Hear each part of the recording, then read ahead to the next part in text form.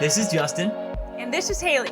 You're listening to The Price of Avocado Toast. We're a married millennial couple wanting to normalize the conversations around money. We want to hear about your highs and your lows, The do's and the don'ts on your path towards financial freedom.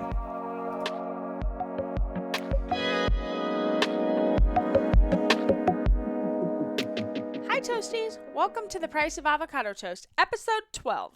Whether you're a first-time listener or you've been following us from the start of this thing, we are so glad to have this conversation with you today.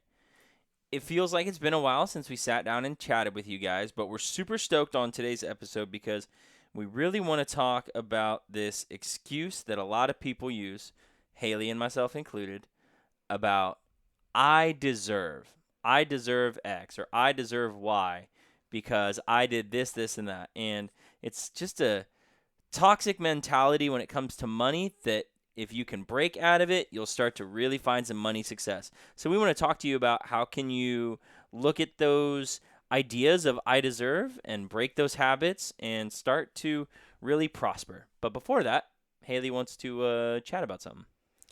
Well, first off, it has been a while because we are recording this super last minute on Tuesday. Today's actually our 2-year wedding anniversary, Whoop, whoop. and there's no better way to celebrate than to sit down and talk about money. Yeah, our new hobby. We get to do it together. That's what you're supposed to do on your anniversary, right? Spend time with your partner. So Quality time. yeah. So this weekend we actually went out on a dinner for our anniversary to celebrate. So this isn't really our celebration, but in true tradition, when we spend time together, we talk about our budget and money. Yeah. So this is great quality time for us. This is being recorded super last minute because we actually planned to do it yesterday, which was Labor Day, and the power was out. Yeah. So we live in California. We are dealing with some just everything that could go wrong right now is going wrong. For real. There was a mini earthquake last night that we didn't feel. It was super small. The whole state is on fire. It seems like Oregon is all on fire. There's smoke everywhere. It's like orange outside. It's just crazy. And we reference PG&E here and there, and that is our Utility company. Yeah. And it's the only one that they offer for us here in this part of California. There's no other alternative. Everybody has to go through this company for their gas and their electric. And so they are turning off power for people. And so it's just been a little heyday. Yeah. So yesterday our power was out for most of the day, so we didn't get to record. So here we are, last minute, but I'm super happy that we're getting to sit down. Yeah, we're together. Yep. High five. Whoop. Psh. Okay, so as you guys know, or maybe you don't know, if you are just tuning in, welcome. We're so glad to have you here. We are Justin and Haley. We are literally picking up the mess that we created financially. We have quite the story. So if you have not listened to our episodes 1 and 2, please go back and listen, and you can kind of hear all of our story. It's been a whirlwind of the last few years, really. For sure. It's been crazy. In our bio on Instagram, which is at The Price of Avocado Toast, there's a link, and it takes you to a couple Google Forms where you can submit some suggestions for some episodes. Thank you, all of you guys who've been doing that. I'm loving reading all of those, and I can't wait to get some of those episodes created for you. And then you can also submit some questions for us. So the question today is, this is just funny. Are you guys going to buy new cars again once you're debt free? So Justin, are we going to buy new cars? Wow. Hell to the no. I will never buy a new car again. Wow, that's wild. I mean, we've bought new cars, and that was part of our money mistakes. Yeah. And the issue is that cars are a depreciating asset immediately. And people know that. We know, hey, you drive it off the lot and it immediately goes down in value. It's like, yeah, but why do we still do that then? Why do we still drive it off the lot? Why not look for a car that's 2 to 3 years old? It's got, maybe 20,000, 30,000 miles on it, and somebody else let their asset depreciate so that you could come in at a lower price and pick it up, right? The new car that you purchased to impress somebody that you don't even know and you don't even like waiting at the red light, it's just not a good money move. So no, we'll never buy new cars again. Absolutely Sorry, not. I shouldn't speak for you, honey. I'll never buy a new car again. Well, what's yours is mine, what's mine is yours. For we sure. will never buy a new car again unless we just happen to have that much cash just sitting in the bank. Then maybe we will just buy a brand new car. If we're debt free and we own our home and we're in a situation where we can just put $30,000 on a car, then maybe we will. But that's so far down the road. But I just don't see us ever doing that. Because right now we're driving a really cool, tricked out 2007 Suburban. And I feel just as cool driving that as I did driving the brand new 2018 4Runner. For sure. And my 2009 Honda Civic Hybrid gets great gas mileage out to work. So I'm happy with it. And I think it's really interesting. There's this idea of how to weigh whether or not you should buy this new car. And the idea is take the monetary value of the car and picture it being lit on fire in your front yard. And if you're okay burning that money, then yeah, you can buy that car. So if I'm like an everyday millionaire and I'm like, this new car is $25,000 and I light it on fire in my front yard, like, okay, maybe. Although I'm going to say now, I still wouldn't do it. I would invest that so fast. There's no way I would do that. So I really don't think I'll ever buy a new car again. No thanks. Yeah, there's two things I don't think we will. It's not that I don't think. I know we will never use credit cards again. For and real. we will never buy new cars. That's a great question. Yeah, whoever asked that, that's a great question. Yes. Any other questions, please put them in there. For We love real. reading these. They're good. And then we'll give you our reasoning for why we have have our strong opinions. Yeah. So someone sent me a message today on Instagram, and this just warmed my heart because this is why we did the podcast. This is literally no one could listen for the rest of time, and I feel like I've done my job. Mm-hmm. So the message says, I just want to say thank you for being open about paying off your debt. It gave me the confidence to open up a conversation with my husband and family about it. We still have a car and student loans to go, but so far we've paid off $6,717 of credit card debt and are paying off $1,950 in medical debts by the end of this week because they just had a baby. We're even talking about selling our house, downsizing, and using the equity to pay off more. I've always felt like debt was something that you're supposed to have. It was just a dark cloud that was over me. Thank you for confirming that little voice inside of my head that says that debt isn't necessary. Ugh. That just rocks. That's awesome. Shout out to that human being. That just is great. Yeah. That's so cool. Changing lives. And Yeah. even if it's just a couple people, that is literally all I wanted out of this. Yeah. So if you have a story or an opinion, send it our way. Mm-hmm. We want to hear what you're doing. We want to hear the changes that you're making. Yeah, and actually expanding on that, if you're somebody who's interested in chatting and you might want to come onto the podcast and just kind of chat about your journey and, where you're at or maybe needing some help, in our intro, we say we want to hear about your highs and your lows and your personal do's and don'ts. And part of that is, let's set up a meeting. Let's chat. Let's see if maybe you want to come on and talk because we need to open up these conversations with real human beings as well, beyond just ourselves. So, and that's something that I think is almost like ministry for us, like being able to talk and help and coach people along. Just like, we have a phenomenal coach, and maybe we can push people towards him to get the help that we've gotten and stuff. So yeah, if you want to chat or you want to, reach out at all, please don't hesitate. Definitely. Love that. Okay, so on to our topic for today. Yes. I deserve this. I want to buy this 4Runner because I am going to have a beautiful family with a bunch of children in the future, and I deserve this beautiful, expensive car. That was my excuse. Yeah. I think it's a lot of people's excuse, right? Mm-hmm. I deserve to go out every single Friday night because my work week was so hard and it was so difficult. So I'm going to go and I'm going to buy tons of drinks and we're going to go get all this food and party it up and spend more money than you need to on things to make yourself feel better when there's other things you could be doing to make yourself feel better and also to set yourself up for success. So we want to talk about that destructive idea of I deserve this because or I deserve this, so I'm going to do it. Mm-hmm. And it all starts from us taking, or I should say trying to take, a trip down to Cabo last June. Now, if you've listened to our podcast, you know that Haley and I unfortunately purchased a timeshare on our honeymoon. But we were planning to go to Cabo at the timeshare with some friends. Shout out Emily and Garrett. Garrett is the producer who we asked him if we could use his music on the podcast. So shout out to the Davis family. We were going to go down to Cabo with them, and you were pregnant, and the nurse said, absolutely not. You are not going out of the country because that is not safe.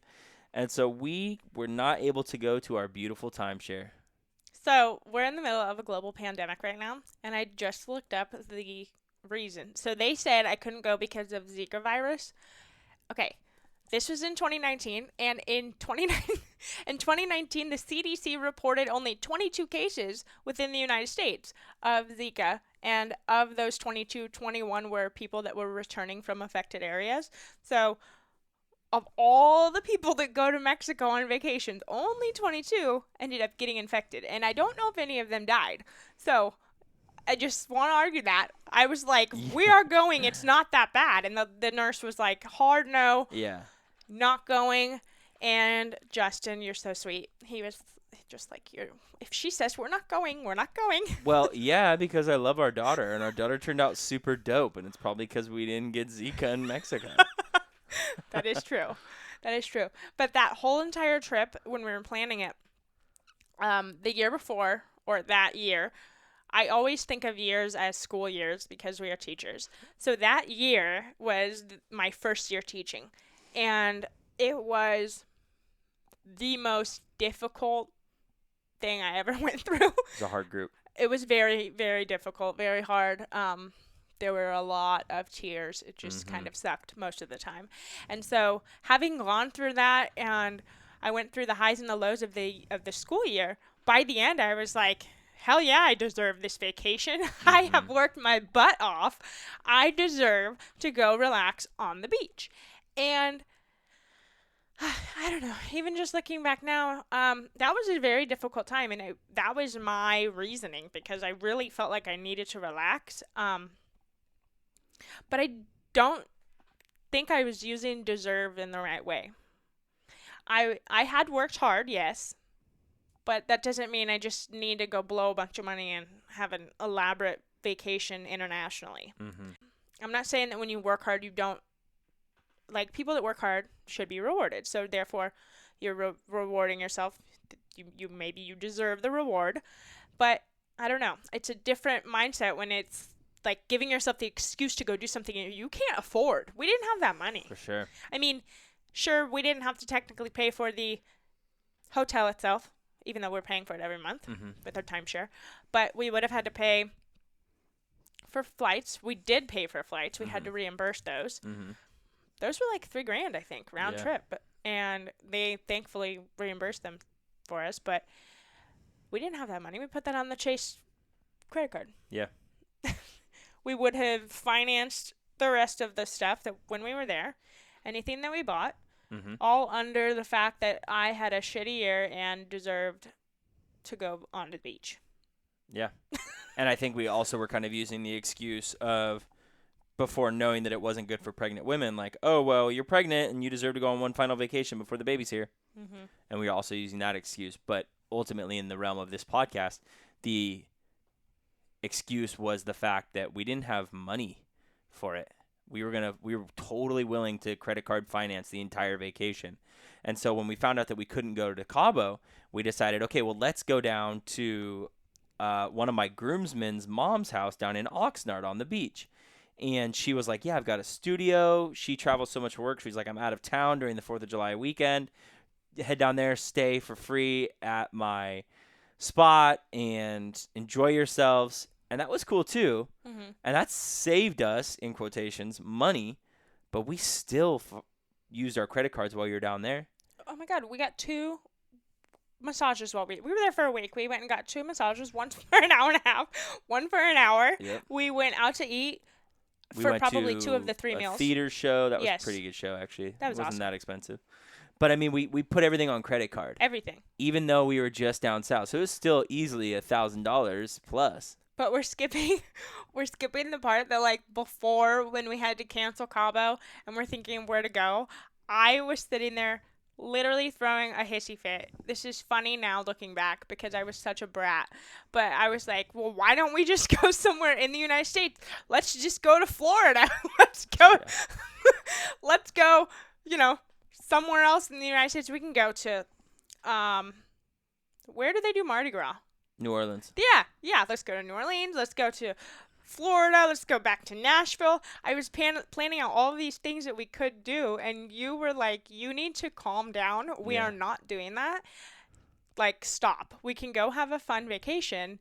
It does not have to be some massive $5,000 vacation. Yeah. And that was so hard for me at that time to be okay with, because I was so firmly stuck in the fact that I deserved a big, nice vacation because I just busted my butt for an entire school year and I wanted to be rewarded. Absolutely. And the trip to Oxnard was great, but even that whole time I was so bitter because that was not Mexico. And our friends got to go because we pay for the timeshare, so it would have just been wasted anyway. So they got to go, thankfully, and they had so much fun. So that made me feel a little better knowing that it was being used. But I was so bummed. Yeah.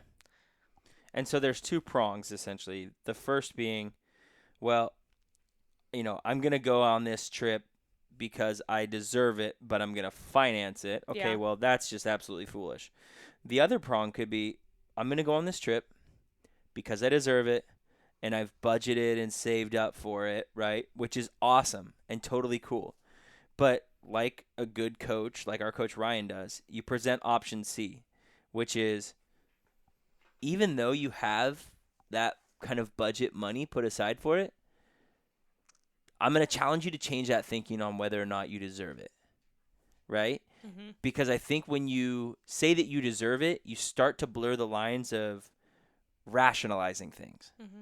And that's where our biggest issue was. We were easily able to rationalize things on those trips because we deserved them. We deserved to get a massage at this really nice spa because it was our vacation before the baby came. And when you start to rationalize those things, you put yourself at risk. So change the verbiage, change the vernacular to, I have budgeted for this, I have planned for this accordingly, and I'm going to enjoy this. Right? That's, yes. Just change that language, and it becomes so much more of a healthy idea. But you really run the risk if you're saying I deserve, you really run the risk of putting yourself into financially an uncomfortable position like we did. Again, if you budget and save and plan accordingly, just change the verbiage. I've budgeted, I've planned for this, and I'm going to enjoy this. And we're not saying don't go on vacations. Not at all. And we're not saying that hard work doesn't deserve rewards. However, you need to be responsible and plan accordingly. So what do we do this year? What do we do this summer instead of something like that? Because we still had very hard working years as teachers, because what I realized was that first year, every year is kind of like that. I mean, sure. Not necessarily with that group, but it's difficult. Yeah. And so what did we do this summer? Well, this summer is a little odd, obviously, because of the COVID-19 shutdown, but I had so much fun. We went camping several times this summer. We did an overnight with some friends in our own tent, which was nice, just out at the river. And then we did a 2-day overnight with my brother and his wife and my sister and her daughters. And so it was so great because we got these 2 really awesome camping trips that were almost more fun than that trip. And we budgeted for them, we planned for them, and we got to enjoy them. And so we changed that idea of, well, we deserve to go on a summer vacation because the world's been shut down and we need to do something. And it was, we're going to enjoy some time with family. We had gotten the COVID test and stuff beforehand, so we all knew that we were safe being around one another. And we got to enjoy time as a family. And that was a lot of fun. It was a lot of fun. And it was really inexpensive. Justin has never been a big camper. But both times we're camping and you're like, I think this is my new thing. It was so much fun. And I did the camping as well for my buddy's wedding. Like, I just had a blast this summer camping. It was just a lot of fun. It was really cool. I'm definitely a camper. I'm a big time camper. I am a Camp Town boy. We got all this camping stuff for our wedding because I really wanted to be camping people, and we just like never went camping. So that's so funny. I'm glad that it's getting its use. Yeah. Okay, so the second big we deserve this story. This one just is such a money spender.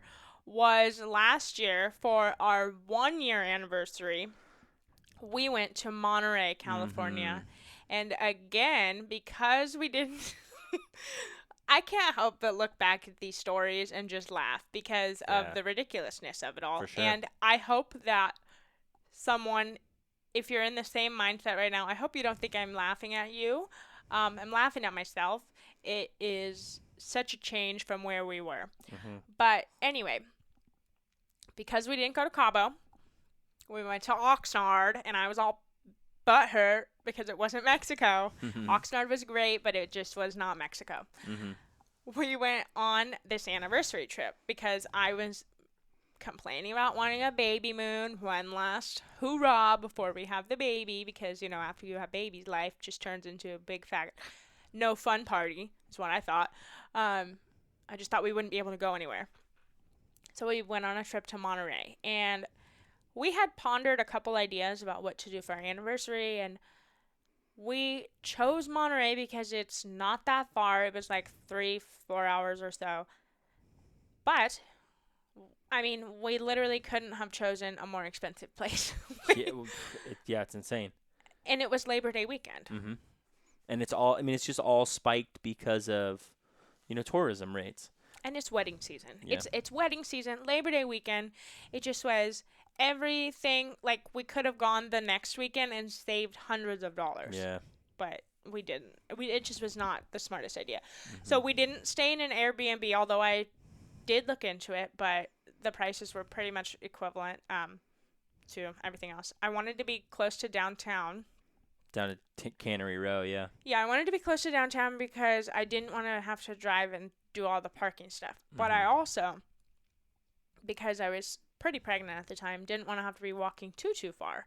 So we got a really nice hotel, pretty close to downtown, and ate out. I mean, Every meal. really nice because, you know, we deserve this. Yeah. We have had such a wonderful first year of marriage. We deserve this Seriously. amazing baby moon. And we went to what did we do? We went to the aquarium. We went to the aquarium. We did all the shops on, you know, the piers and whatnot, and Cannery Row, and got knickknacks and crap we don't need, and, you know, expensive snacks and all of it. Did all of it. And the hotel was originally put on a credit card because we were going to get some points. And I know that that's another thing that that's another excuse people go down that route. We were going to get some points. And then, if I'm remembering correctly, almost the whole trip we paid for with our own money. But then by the time the trip was over, which is like not even the first week of September, we were broke. Yep. And so then the rest of the month, every single thing went on credit cards Every because single of it. thing. And then your stress level went through the freaking roof. And then he got mad at me over muffins.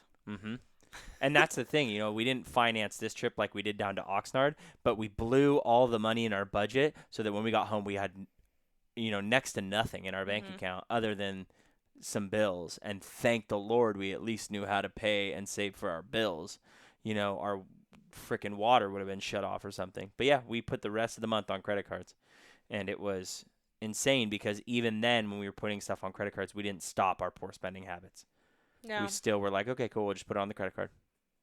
And at that time, we were still trying to pay off. Well, we really thought we were trying to pay off debt, but we weren't, because the biggest step is to stop using the credit cards. And we were paying on them every month, but we were still using them and using them way more than we should have. So, yeah, it was a big, I deserve this.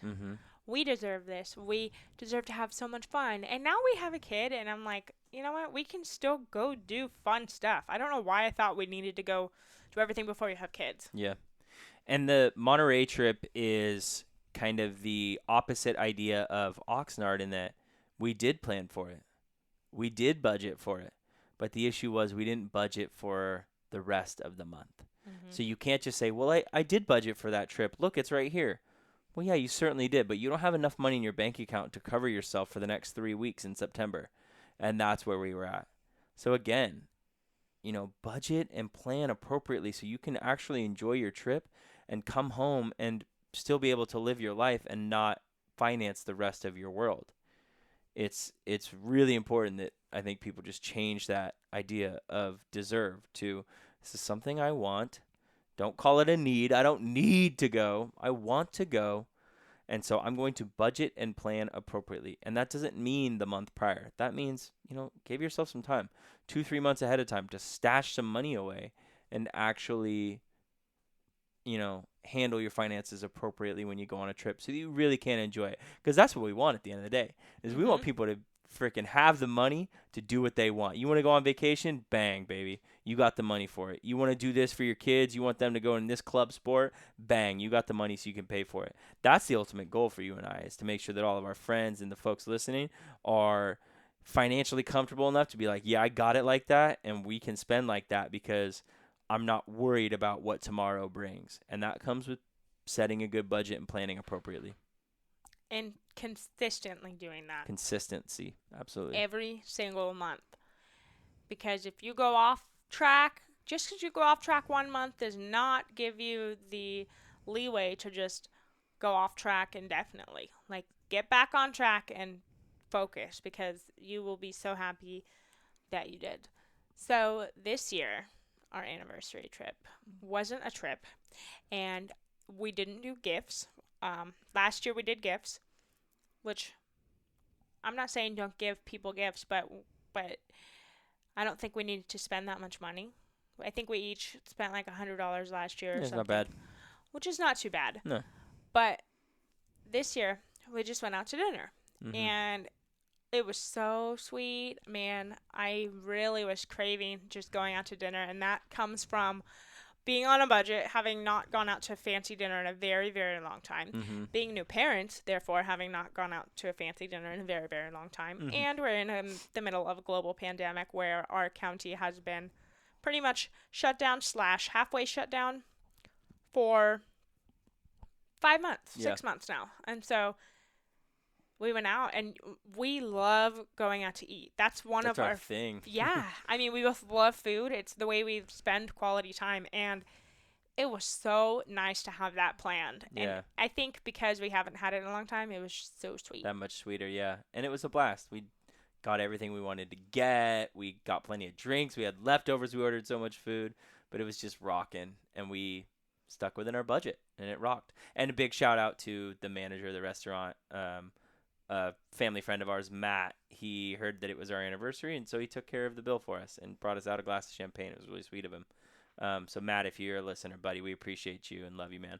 Yeah, but thank you. we were able to leave, the budget as the tip, because we had budgeted for it, and we were like, well, let's pass a little good karma into the air, and that felt really good too. So it was a really nice anniversary trip in comparison to last year, where I was so stressed about money that I yelled at you for pumpkin muffins 3 weeks later. It really, man, it's really changed a lot, because when we got ready on Saturday to go, I was feeling so confident about like our finances and just being able to enjoy the time, knowing wholeheartedly that we could afford it. Yep. And there was going to be, I didn't really look at prices. We had 3 rounds of drinks. We didn't drive. Shout out to our brother. Yes, for driving us. But yeah, there was no concern about anything. It wasn't like we shouldn't do this because it's going to be too much money, or if we get this drink, then we can't do this, or we can't get the dessert. There was none of that. And before, that was my thought process with literally everything. Yeah. The only time I looked at the menu was to see that the 3-item combo or whatever, the 2-item combo of barbecue food was like only a couple bucks higher than like the single item. So I was like, get it. Get the big boy. Bring home leftovers. It's so good. It's like upscale barbecue. It just rocks. Oh, So good. So what's the biggest change for you been? Oh, wow. Biggest change for me, I think, is just being content. Finding contentment in life and the things that I have and the things that I've been blessed with. and being comfortable in those moments rather than trying to put up the show or the, idea of who I am or who I want to be. I'm just content with who I am. I'm content with what I have. I'm content with my life. I love it. What about for you? Wow. I kind of agree, but mine is along the lines of like transparency. I have found that I feel so much more confident as a person being transparent. I'm a big open book, and I've always been that way, and I feel like because we are not putting on a show, I don't care, and it feels so good to not care about what other people think. And I know people are watching us and watching our journey, and that makes me feel so good knowing that we are helping inspire other people. I agree. Because we are sharing our journey and our mistakes and everything we've been through. Because, you know what? Everyone, unless you're just from a family that has it on the right foot from day one, but most of the people I know have debt or have had debt or are completely drowning and they can barely breathe because there's so much debt. And it's just been a normal thing that we have in our society, but it's something we don't talk about, and that makes no sense. It's normal to have debt, but it's not normal to talk about it. Yeah. That's so lopsided. Yeah, I agree. There's no reason it should be like that. If we're going to introduce it in as normal, then we should be able to have conversations about it as normal. Mm-hmm. Yeah. There's no shame. Definitely. So if you guys have listened to the end of this episode, then I'm going to challenge you this week. Maybe you're driving right now to go get a coffee. Really think, is this in my budget? Did I plan for this? And is this a want or a need? Am I sitting here rationalizing it, saying, oh, I deserve this coffee because it's, Wednesday morning and I'm super tired on hump day going into work, or, I deserve to do this on Friday night because I've had a hard week at work, or whatever it may be. See if there's a better way for you to spend that money, or a better way for you to treat yourself and take care of yourself. Because if there is, we want you to do that too. If there's another way you can enjoy it and have some fun, we want you to do that as long as you've been able to budget and plan. So continue to change that verbiage and just say, I'm going to enjoy this because I handled it appropriately from the start. I would even challenge you to make a list of the things that you genuinely want, even if you know that right now they are not necessarily attainable. Maybe they are really not in your budget right now, but make a list of those things you want to do, because I really like getting massages. That's like my favorite thing. So I don't regret when we went on our anniversary trip last year and got a $300 massage. However, that's a little much. But if that's something you like to do, plan for it, budget for it, and then enjoy it. Let it be something that you earned because you planned accordingly and you didn't just do it and finance it and not really think about it, because it is so much sweeter when you wait for it and when you plan for it. Like our dinner, oh my gosh, I don't think I've ever enjoyed a dinner so much, because it was like, we finally are doing this the right way. It was nice. Definitely. You guys, thank you so much for hanging out with us on our anniversary. This has just been such a fun hobby for us, and it's such a treat to be able to chat again, even on our anniversary night, about something that we're passionate about and something that gives us some smiles. So cheers to 2 years, honey. Cheers. I'm excited for the next 50 together. I hope we live more than that. Well, yeah, that'd be cool. And again, like Haley said at the start of the episode, you guys reach out to us on Instagram. Check out the link in our bio and check the website. You can send us some questions or just chat with us if you want. We love chatting with you all. We've gotten some cool messages the past week from some really cool people across the world. So it's been awesome. Again, thank you guys for hanging out with us on our anniversary. That's going to be a wrap on this episode of The Price of Avocado Toast. As always, we are so glad that you guys stuck around to have this conversation today, and we are just so proud to be a part of this community. As always, happy budgeting. You've got this, Toasties. Thank you for listening to The Price of Avocado Toast. If you vibed with this episode, share it with a friend. We'd love to continue building our listening community. If you're interested in speaking more with a financial coach, hit up our coach Ryan at MeFinanciallyFree on Instagram. Use the promo code HELP50 in the consultation notes section to receive 50% off.